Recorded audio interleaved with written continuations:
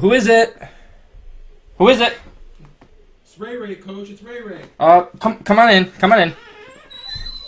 Hey, Coach. Hey, Coach. Hey, what's going on? I have these new plays that I thought you and Josh would probably enjoy seeing. Ray. Hey, we're gonna have to have a talk, buddy. Okay? Let's why, have Coach? a seat. Okay. Oh, you got the playbook? That's even better. We're probably gonna need that today. So let's have a seat. Let's have a talk. Okay?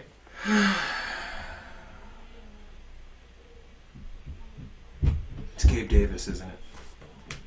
Ray, buddy. Yes. Okay. It is what you think. I'm sorry. Okay.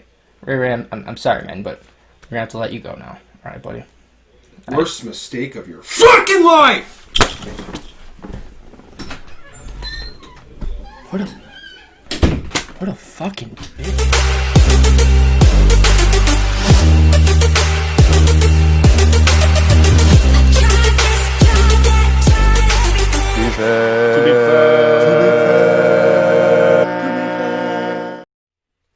What is up, Bills Mafia? I'm Dave Goodman. This is Dad. And if you're new to the channel, welcome to Be Fair Sports Talk. And if you're returning, thanks for watching us and always choosing us for your Bills YouTube content. We've been getting asked a lot about schedule releases and when we're going to start releasing episodes more often, more frequently on certain days. For now, we're going to be doing them probably every Tuesday and Friday around noon. And then once the season starts, though, we have a awesome new segment that we are starting called Monday Morning Fallout. And it's going to be the day after every game.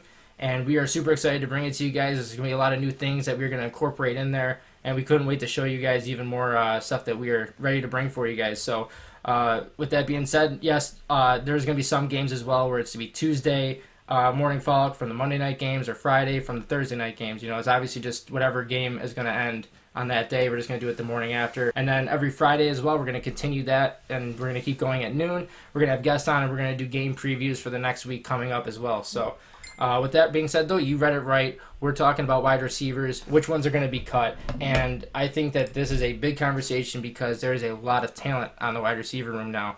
I think that when you look at a room like we have from 2 years ago to now, you want to talk about a complete 180. We're fighting. Now people are going to be fighting for a 5th and 6th spot, man.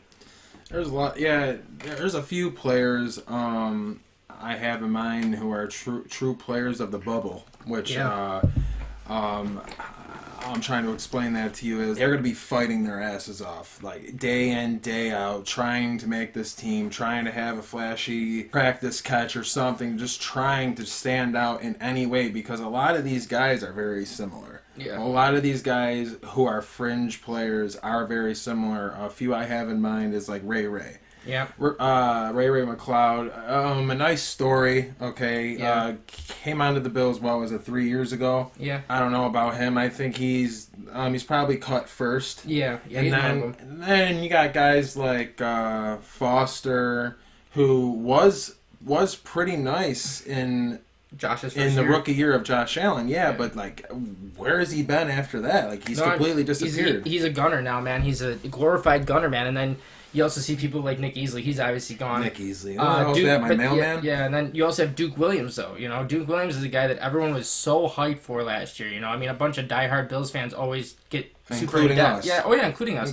Yeah. But you get so in depth on the wide receiver chart. You're hoping for that one big guy to come through because John Brown and Cole Beasley were just so goddamn small, man. They were just tiny fuckers. And you know what? Duke showed his promise, though. Duke at times made you think, okay, he has it in him. Okay, but then as soon as you trust him a little bit and you just hand him more leash, he has a bad drop. Yeah. And it showed in the playoff game last year playing Houston. Like, if I remember correctly, it was a 3rd down play right in the end zone, right? And he dropped it right in the end zone playing Houston. I mean, that would have put the nails right on the coffin.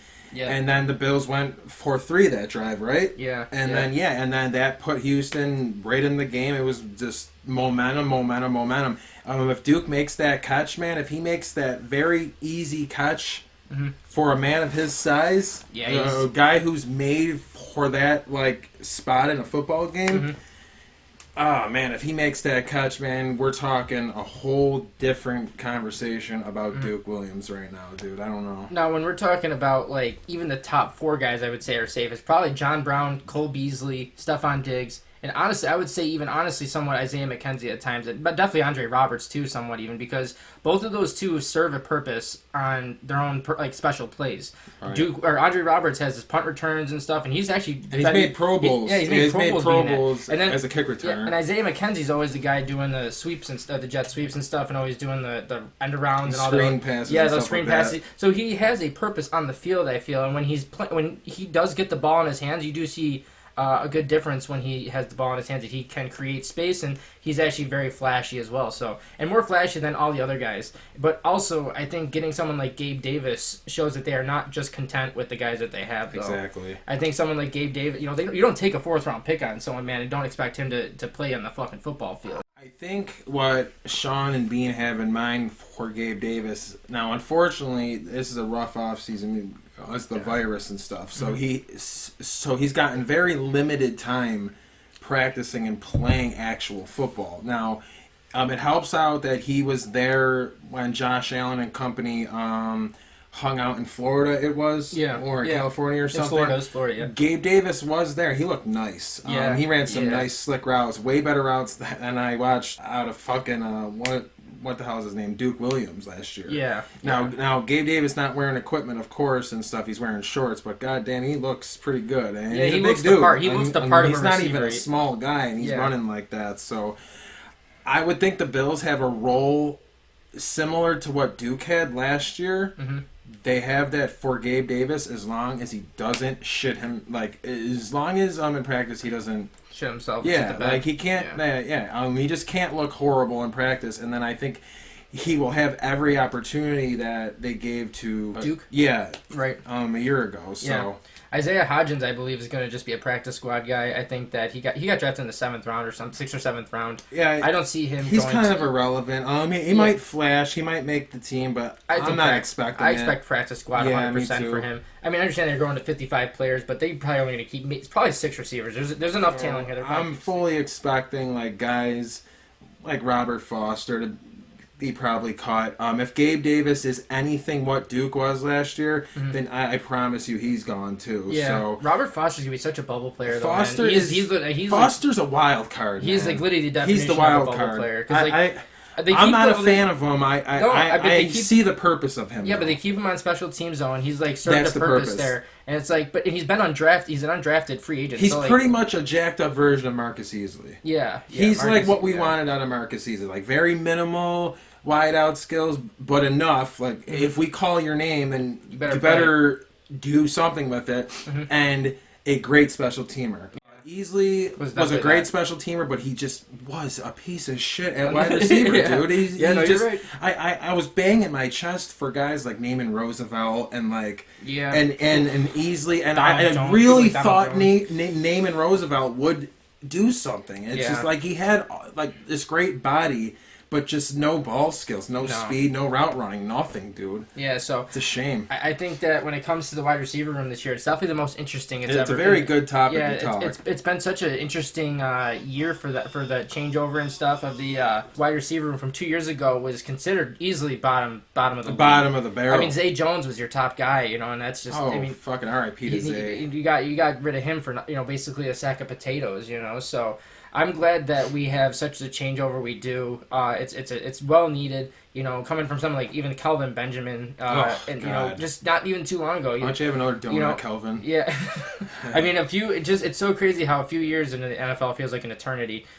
So I'm super pumped though, man, to see that the wide receiver room is something that we can talk about as depth being cut and not who's going to be the top number 1 wide receiver. We have a wide out room that would make Tyrod Taylor very jealous right now. Yeah. Oh yeah. Oh man, he'll probably beat his chest. I mean, he's probably drinking right now. Like he's probably on his back patio. He's like, oh, those Buffalo Bills. If I had those guys, I would have won a playoff game. No, you wouldn't have, Tyrod. No.